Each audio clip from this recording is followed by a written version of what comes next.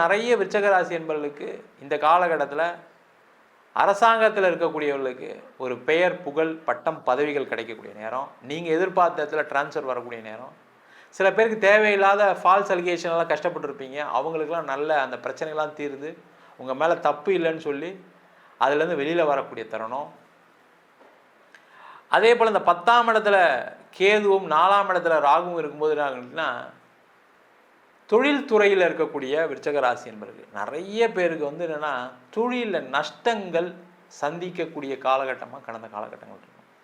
நஷ்டம்தான் sir, நஷ்டம் சொல்கிறத விட பிஸ்னஸ் இல்லை, நிறைய காம்படிஷன் ஆகிப்போச்சு, எங்கே பார்த்தாலும் என் பிஸ்னஸ் நடக்குது, நான் ஒரு காலத்தில் சம்பாதிச்சேன் இல்லைன்னு சொல்லலை, ஆனால் இப்போ சம்பாத்தியம் இல்லை அப்படின்னு சொல்லக்கூடியவர்களுக்கு திருப்பி ஒரு சைக்கிள் வரும், நீங்கள் சம்பாதிக்கிற மாதிரி சூழ்நிலை வரும்.